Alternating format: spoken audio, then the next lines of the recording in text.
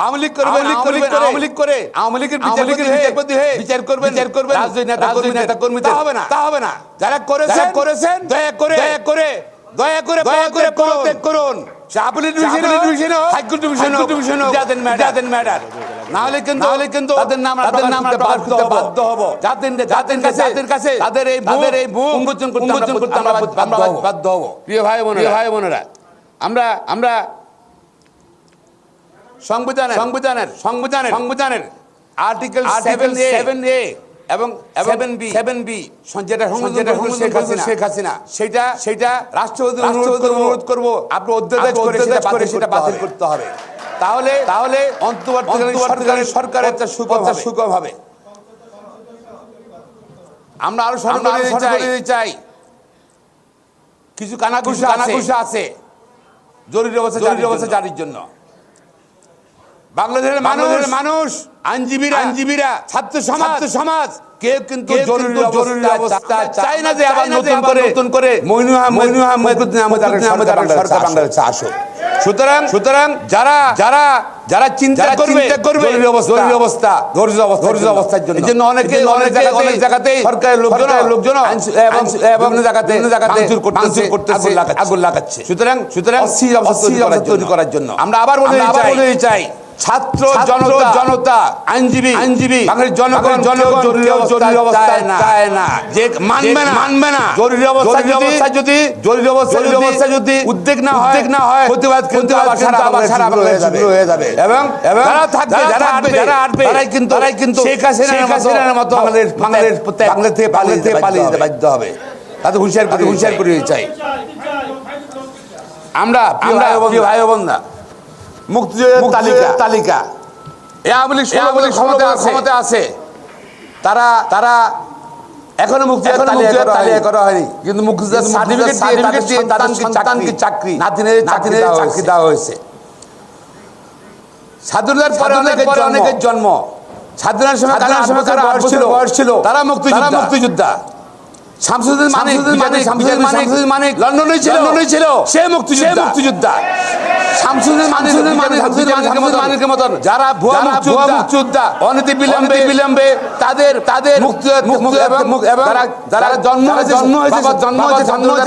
পরে তারা হয়ে গেছে।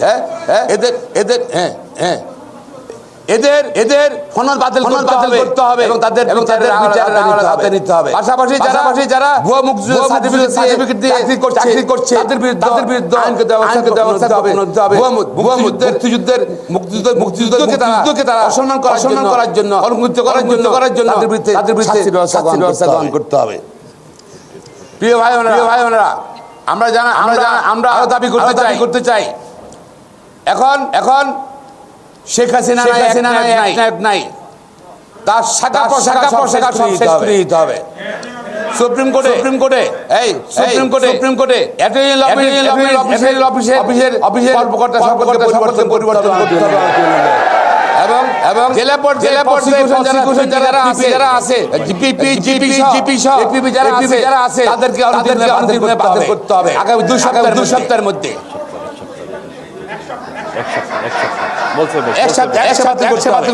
বাতিল করতে হবে। পাশাপাশি এরা বেগম খালেদা সাজা দিয়েছে, ওদের প্রমোশন দিয়েছে, হাইকোর্ট ডিভিশন নিয়েছে, আপিল ডিভিশন নিয়েছে। অনতি বিলম্বে বেগম খালেদা তারেক রহমানের সাজা নির্বাচনে বাতিল করতে হবে। পাশাপাশি যারা এই বিচার করেছে তাদেরও শাস্তির ব্যবস্থা গ্রহণ করতে হবে। প্রিয় ভাই বোনেরা, ঠিক আছে, আমরা বলতে চাই বাংলাদেশের জনগণের সঙ্গে সম্পর্ক রাখতে চাই। আমরা এই খুনি সরকার যে হাজার হাজার লোক হত্যা করেছে, এই সরকার নাকি আগরতলা চলে গিয়েছে পালিয়ে, ভারতে আছে। আমরা ভারতের জনগণকে আহ্বান জানাতে চাই, সরকারকে আহ্বান জানাতে চাই, তাকে গ্রেফতার করুন এবং আমাদের সঙ্গে ভারতের বন্দি চুক্তি আছে। অনেকেই বললাম ভাই শেখ হাসিনাকে এবং তার বোনকে বাংলাদেশে প্রেরণ করুন এবং তাদেরকে বিচারের আওতায় আনতে হবে।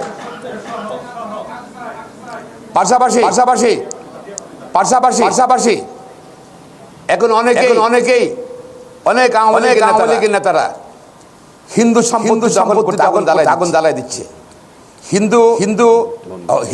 হিন্দুদের পূজা পার্বণ মন্দিরে হামলা করছে। প্রিয় ভাই বোনেরা, শুধু বাংলাদেশের জনগণ নয়, বাংলাদেশে যারা সংখ্যালঘু হিন্দু সমাজ তারা কিন্তু নির্যাতিত হয়েছে। বাংলাদেশের 90% সম্পদ আওয়ামী লীগের পান্ডারা দখল করেছে এবং এই আন্দোলনে আমরা দেখেছি অনেক হিন্দু ভাই বোন কিন্তু এদের সঙ্গে শরীক হয়েছে। আমরা অনুরোধ করব আওয়ামী লীগ গ্রামে চালাবে বন্দী ধ্বংস করার জন্য। আমাদের ছাত্রদেরকে অনুরোধ করবো, আমাদের অনুরোধ করবো, যার জায়গায় নিজ এলাকায় মন্দিরকে পাহারা দিবেন আপনারা, মন্দিরকে পাহারা দিবেন, হিন্দু বাড়িগুলো পাহারা দিবেন। তারা কিন্তু আমাদের নির্যাতিত হিন্দুরাও এবং সংখ্যালঘুদের ক্ষতি যেন না হয় সেটা কিন্তু দেশবাসীর দায়িত্ব নিতে হবে। এবং উৎসাহী যারা আওয়ামী লীগ তারা কিন্তু সেভেরাইজ করবে পার্শ্ববর্তী রাষ্ট্রকে হেপানোর জন্য। সুতরাং এটা আমাদের দায়িত্ব নিতে হবে সংখ্যালঘুদের যেন ক্ষতি না হয় এবং সংখ্যালঘুদের বাড়িঘর মন্দির এবং তারা গির্জা ওগুলা কিন্তু বিভিন্ন এলাকায় আইনজীবী ভাই বোনরা সবাই জনগণকে অনুরোধ করে তারা যেন পাহারা দেয় এবং যারা আমি এর মধ্যে আমাদের কাজ খেলে দুটো নেতা আসছিল হিন্দু বাড়িতে আক্রমণ করতে, তাদেরকে বেঁধে রেখে দিয়েছে, বিভিন্ন জায়গাতে কিন্তু চালাবে। কিন্তু এটাকে আমরা থামাতে হবে, রক্ষা করতে হবে। গান্ধী সেখানে আমরা ইনশাআল্লাহ পাহারা দিয়ে রাখছি, জনগণকে পাহারা দেওয়ার জন্য অনুরোধ করছি।